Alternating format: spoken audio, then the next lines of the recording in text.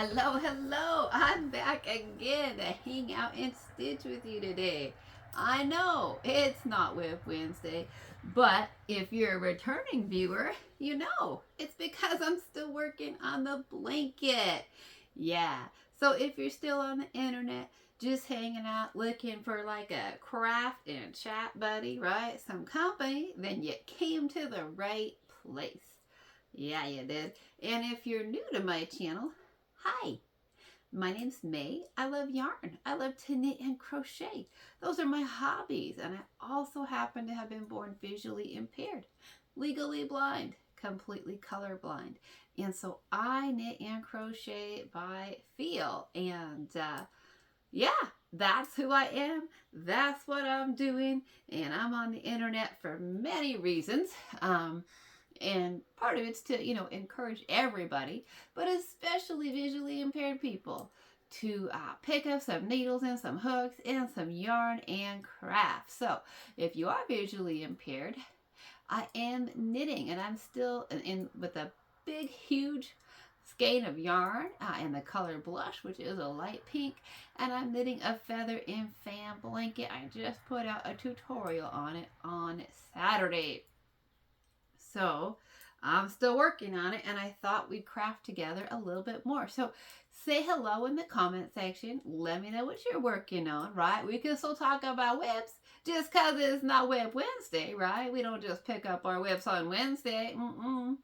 I like to try to knit and crochet every single day, right?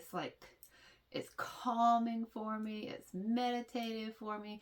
It just puts me in such a great mental space, okay? So, anyways, let me know if you are working on the blanket. I'd love to know. If you're not, of course, it's fine, right? Let me know what it is that you're working on. Are you like working on a shawl? Are you knitting a shawl? Are you crocheting a scarf? Are you knitting socks? Are you doing some cross stitch? Maybe you're working on a puzzle. It doesn't really matter, right? Maybe you're cooking. I don't know. But anyways, I did a Whip Wednesday video yesterday while I worked on the blanket as well. And I started talking about, I knew that that video was supposed to be for August 13th, right? And so I was talking about Genevieve, my first guide dog, and how she retired. And I said that was her day of retirement. Well, I was thinking about it and I realized that the day that I was talking about, right, the day that she worked in the airport and I went to the airport, that was actually August 12th, 2001. Yeah, so that was the day that Genevieve worked, and I went to the airport and got on a plane. So, I mean, I say that was when Genevieve retired, but that August 12th was actually Genevieve's last day of work. So I don't know. I mean, I don't know how picky you want to be on details. She worked on the 12th, and then I took her harness off, and that was when she officially retired. So I don't know if we say that she started her retirement on August 12th, or if we don't really count that because she did work that day, right, at the airport, or if we say her first official day of retirement with no work was August 13th, because that was when she started her life at home with my mom and dad. That's what happened to her, by the way. I sort of stopped talking about that and ended my video just, because I thought maybe some people don't like super long chat videos. Some people do. As I said, let me know what you like in a crafting companion, right? Do you like 20 minutes, 30 minutes, 50 minutes, an hour? You get into your groove and you're just stitching, and otherwise you got to stop and you got to search for another video. Like, who am I going to hang out with now while I craft, right? You're going to want to get into your groove and stitch away. So yeah, I was talking about Genevieve and her retirement. Genevieve was my first guide dog. If you're new here, I have had 3 German Shepherd guide dogs. And I got Genevieve in 1995, and she retired in 2001. And so I didn't really say what happened, right? And so I know some people think that. Now, when you retire a guide dog, you have the option of keeping your guide dog if you want, right? But I was a graduate student in 2001. I was going to graduate school, right? And living in an apartment, and I had really long days, right? Get up at 6 o'clock in the morning and head out to the bus by 7:30 in the morning, and sometimes I'd be gone for till 10 o'clock, and I had long days, and there was no way that I could have left Genevieve alone um, in the apartment, right? While I was training, while I was working and going to school and all those things. And so I knew it wouldn't have been fair to her. But of course, you can keep most organizations, most guide dog training schools will actually give you the option, the first choice on what to do with your guide dog when they retire. And do they want to be a pet or not? And I actually, not just because of my long days, but Genevieve was a very, very jealous dog. She was very possessive of me, of her mommy, right? And of her people. Genevieve had her people, and she was very, very protective of them. Like the man that I was dating for most of the time that I had Genevieve, she loved him, and she was so protective of him, of me, of her space at home. She was very territorial of her home. She wasn't territorial when she was out working because I wasn't her territory, right? She was just working. But she was very territorial of her home and very protective of me in her home, very protective of my boyfriend in the home. And so, I knew that she, not only would she hate being left home alone all day while I was in graduate school, right? But she also would have not liked me going, even though she didn't really enjoy working anymore. I talked on Wednesday about how Genevieve, I knew it was time for her to retire because she was showing all the signs that she wasn't enjoying her job anymore, right? She was finding it stressful. She ran home. And so, those were obvious signs to me of stress, right? That this dog is finding her work stressful and she wants out of the stressful work job and she just wants to be at home. So, even though she found her work stressful and even though she would have preferred to stay home, I also knew that because of her temperament and her nature and just how she was, that she would not have wanted to watch another dog put on the harness and do her job and go to work every day. And she wouldn't. And she did not care for that at all. And I knew that about her. And so, and I also knew that my parents were very much looking forward. I mentioned it, and people who are returning viewers know I got Genevieve when I was 17 in high school. And so I lived at home with my mom and my dad, right, for my senior year of high school. And then I went to the community college for 2 years. And so I lived at home with my parents, well, part-time. In the community college, I was like at home part-time. And then I spent the weekends living at my boyfriend's. So, and the community college that I attended it's a rural area. And so they were used to having commuters from a lot of the small towns, like lots of small farming towns and stuff. And so people would drive in to take classes, like a business class or something, or a certification class, and so people would drive in to school like an hour into school. Is rural country roads. And so they tried to minimize people's driving coming into school. And so we actually had our classes and everything scheduled so we could still get our quarter hours, but only have to attend classes 4 days a week to get the same quarter hours. It just meant having classes that were 65 minutes long instead of 50 minutes long. Like to get your quarter hours at most colleges, you'd have 50-minute classes 5 days a week. And so instead we had 4 65-minute classes 4 days a week, and it worked out great. And so I only went to school Monday through Thursday, and I loved that. I thought that was the perfect way to go to community college. And so I would go to classes Monday, Tuesday, Wednesday, Thursday, and then Thursday night, Genevieve and I would go up and stay with my boyfriend. And so we'd spend Thursday night up there on Friday and Saturday, and then he'd drive me back on Sunday to go stay at my parents' house. And so, during my community college years, Genevieve and I lived with my parents part-time as well. And so, she was very bonded with my parents, and their home was her home, right? And so she was very comfortable with them, and she loved them, and they loved her. And so, even though I moved out for my undergraduate and my graduate school, they were all bonded, and so I knew that they were the perfect home for her. I knew Genevieve would not have adjusted well to life with anybody else except for my boyfriend, but he was still working full time at the time, right? He had his job too, and he worked very long days, and he was a wildland firefighter in the summer too. And so there were times when he would, work a 24-hour shift as a wildland firefighter in the summertime and not come home for a whole day. And so that obviously would not have worked out well for her either. So I knew that my parents' house was the best home for her, and that way I could still see her and visit her, right? And she knew them, because Genevieve didn't do change well at all. So that's what I did with her, is I gave her to my mom and dad. And that's what guide dogs do when they retire. If the blind or visually impaired person doesn't keep them, then they can choose who to give them to. A family member, a friend, a child, a spouse, whoever.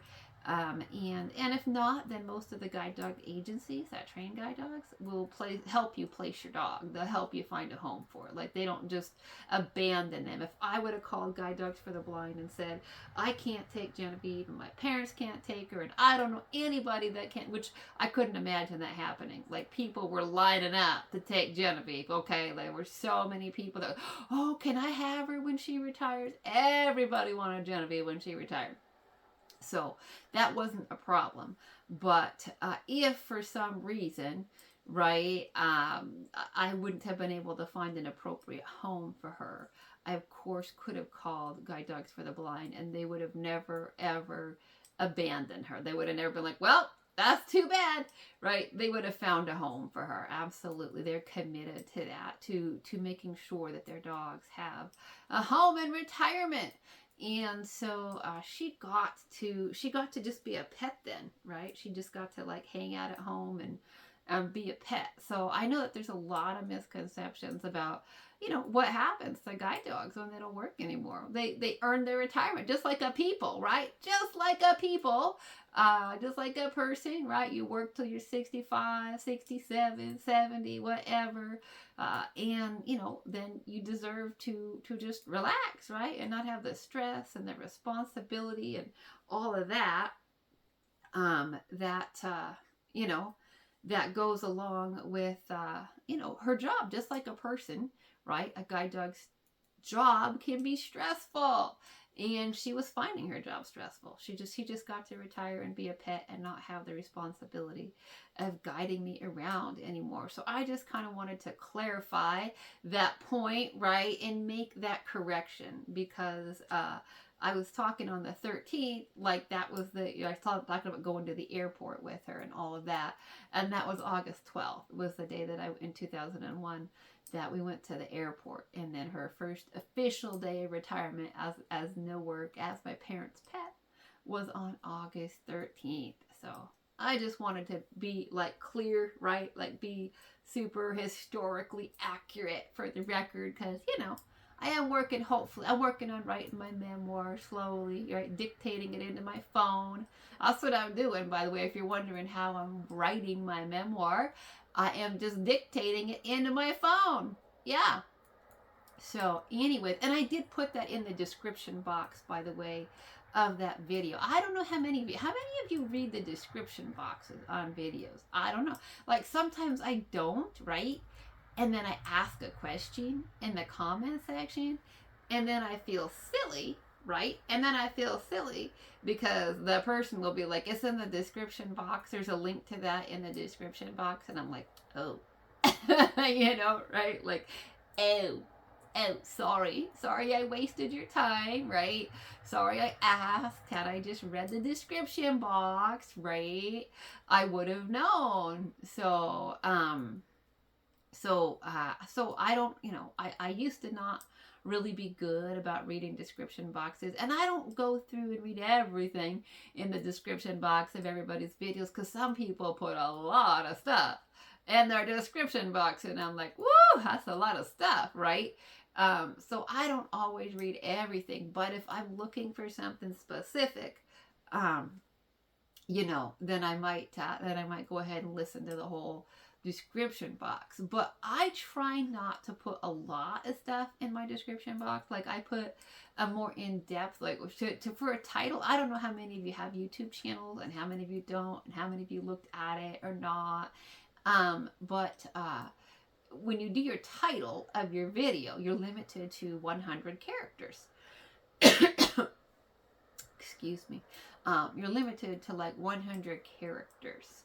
So you do that, and then you can put like a more detailed description of what the video is about in the description box. And so that's what I try to do with my description box, is put like a more detailed idea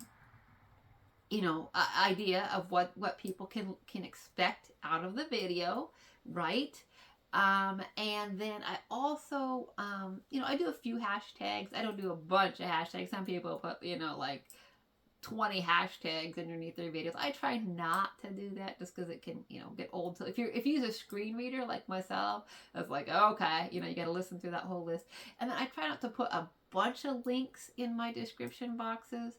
I don't know, how do people feel about that? Like, for me, if it's a relevant link, I'll put it in the description box. Like, if I'm referring to like a Finish It Friday video, if I made, somebody a pattern that I didn't design, right? Like if I made, like a shawl by Crystal from Mango Day Crochet, I would want to put the link in the description box for other people who might want to make the pattern, right? So I do like to put those kinds of links in there. And I certainly want to make sure I give credit to her. If she designed it, I want to make sure that I say, hey, I didn't design this. This is her work. This is how you can find it. All credit to her, or to whoever is the designer of the pattern. So I like to put those kinds of links in my description box. And then I like to, when I did my sock week, I did my Finish It Friday video on that. And that I'd used the Hawthorne fingering. So I put a link in there on where you could purchase the Hawthorne fingering yarn, right, from knitpicks, if you wanted to have that exact yarn. So I put those kinds of things in my description boxes, but I also will put corrections. I've told people numerous times on my videos, like, I don't really have a lot of high-tech editing skills, okay? I can't see the little timeline to go in and edit and splice and all that. So my editing is super low tech. Like, if I catch a mistake in the moment, I can stop the video and then restart a second video, and then I can put the first clip in an editing app, and then I can stop it at the point right before my mistake, right? And then I can chop off that last tail end of the video and then put in the new segment. But that's as high tech as my editing gets, okay? It's very, very low tech. Okay, let me tell you, my editing skills are low tech, almost non-existent, okay? I'm just gonna be real. My editing skills are very, very low tech when it comes to editing videos. So, if I catch something, like, I might say, oh, I guess I could, edit that out. And what that would mean would just be like, stop the camera and either restart it, and start the whole thing over again, or stop it and then start another video segment. But that's the extent of my editing. So anyways, I don't really have the capacity. Like, after I put up the video about August 13th, I was like, oh, maybe I should, put a clarification in there about the exact dates. And I didn't. And instead, I just put, in the description box, I just said, the date that we went to the airport was August 12th. And then her first official date. So I will clarify things if I misspeak or, say something that's not totally accurate or I'm not too sure of, and then I'll go back. I will put that in the description box. So that's certainly something, or I might say something and then I'll go back and, research it some more and be like, oh, maybe I should be more clear about that, right? And so I might make a note of that in the description box because I don't really have the technology skills to do any more fancy editing than that. So yeah, if you watch my videos, you might want to read the description box. That's by no means that you have to, but if you're curious about something, and you're not sure, or if you're like, is that true or not? Like if I've had to make a correction to something, I'll probably note it in the description box. And of course, I'll if I think of it like in today's video, I'll just tell you, hey, I just want to clarify this, right? We want to be accurate. So those things are noted in the description box on my videos. So anyways, and like if I don't always say I'll include a link to something because I might not always know if I can find the link back. So anyways, so I'm working here though today. I want to talk about my yarn a little bit, y'all. I want to talk about my yarn. So I am working with the Brava 500 from Knit Picks and We Crochet, right? And it's 100% machine wash acrylic worsted weight. And guess what? Knit Picks and We Crochet just came out with a DK version of Brava, like they just did. I don't know how many of you use Brava, but it's a very affordable. I would just say it's an average acrylic, right? So, but it's affordable, and so it's great for doing blankets and stuff. So they have it, of course, they have the worsted in like the big skeins. I think their big worsted skeins are like 200 maybe 18 yards or something like that. And then this is the big 500, which is 1,000 yards. And then, they have Brava Bulky, right, which are the bigger skeins, and the heavier weight, the number 5. And then they've had Brava Sport for quite a while for doing like some finer baby projects and stuff and sweaters. And then like the worsted, right? Brava worsted comes in tweeds. Brava worsted comes in speckle. Brava worsted comes in stripes. And now we have a DK version of Brava. Like they just announced that this week. I just saw the email. So if you like Brava, right? If you like to work with it, then you have another alternative. You have an option, right? You have a DK option. So that's pretty cool. Honestly, like I think the DK is great for baby blankets. It's just, creates just a little bit of a lighter fabric. And in fact, this blanket, I kind of wanted to make it in a DK weight yarn. And I actually started it with the Dottie yarn from Premier. And then I just thought the Dottie, like I really liked the Dottie, but I did think it was like a little bit busy for this pattern, right? So then I had to like frog that and then started, and this is what I had was the Brava worsted in the house. And so, well, because I didn't even know when I started this, I had no idea that Knit Picks and We Crochet was gonna do a Brava DK. They didn't tell me. They didn't. I have no inside scoop over there at all. So I had no clue, or I probably would have waited. Honestly, had I known that there was gonna be a Brava DK, I might have waited to do this blanket like another month so I could have got it in the house, right? And then done the blanket in it, because I think this blanket would probably be beautiful in a DK weight yarn. It'd be just a little bit, it'd be a lighter fabric, it'd be a little bit more delicate. Your lace and your waves and your ripples would just be a little bit smaller, right? You'd probably have to make it a little bit wider, right? We're doing 7 in this particular blanket on a worsted weight yarn. We're doing 7 pattern repeats of a 17 stitch stitch repeat. And so probably my guess on a DK is that you'd want to do 8. That'd just be my guess. 8 pattern repeats of the 17 stitch repeat on a DK. Obviously, I don't have it in the house. I was tempted to buy some. I was, but it's not on sale, right? Because it's a new release. It's a new yarn.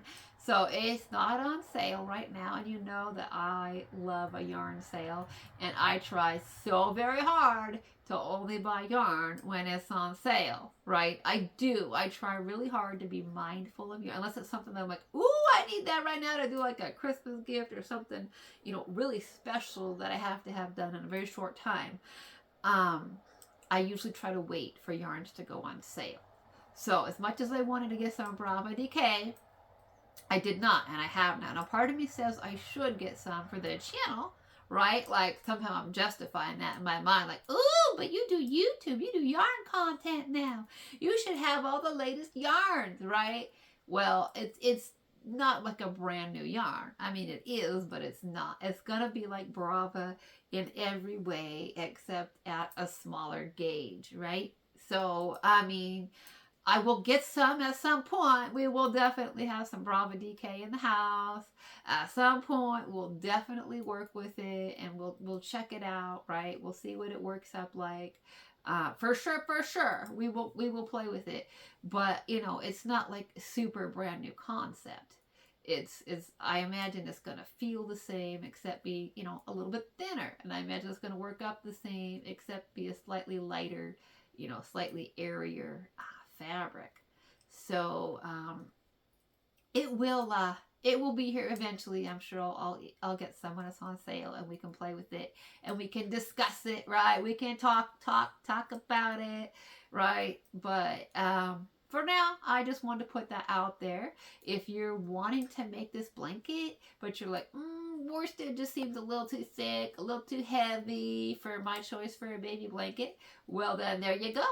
They have it in DK. But of course, there's lots of other DK weight yarns out there as well. So hey, I just wanted to make sure that I passed all that on to you in case you missed it, right? In case you missed the yarn news. Okay, well, I am coming up to the end of my 3rd pattern repeat. So, you know what? I'm going to end, I think doing these 3 knit rows. Like I said, I could certainly do a purl row. I don't have to pay attention when I just purl straight across here. So I could do a purl row with you. I don't think I will. I have no idea. Let me know if you're getting bored with the blanket or not. Like, should we take a break from it? Should we set it down for a week or 2 and then like just pick it up periodically for like a Whip Wednesday? Or should we like bang it out and finish it? Let me know. If you're working on it and you're like on a roll and you're like, no, let's finish it together, then we'll do that. We'll do it. We'll work on it next week too. But if people are getting tired of it, right? You might be getting tired of seeing it. I mean, you might, right? So I don't want people to get bored on here, which is why I've been really hesitant to do blankets now that I've had a YouTube channel, because I don't want people to get bored of seeing the same thing. So let me know your thoughts on that. Here it is, right? You can see it all up, all worked up. I don't know how much bigger I'm gonna make it. I haven't decided yet. We're for sure, or at least half done, maybe more than half, right? Maybe 2/3 done. I don't think we're quite 2/3 done yet, but for sure half done. So we'll set it aside for now, right? We've got something else coming to you for Finish It Friday, and we'll probably do something else fun on the weekend.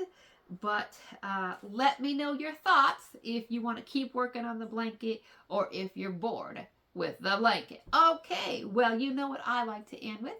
Creativity is for everybody, right? Whether you see or you see like me, which is not so much and not in color, or you don't see at all. Creativity is for you. And whether it's knitting or crocheting or sewing or quilting or beading or sculpting or painting or whatever it is that you do, today is a great day to craft and create. Thanks so much for listening. Bye-bye for now.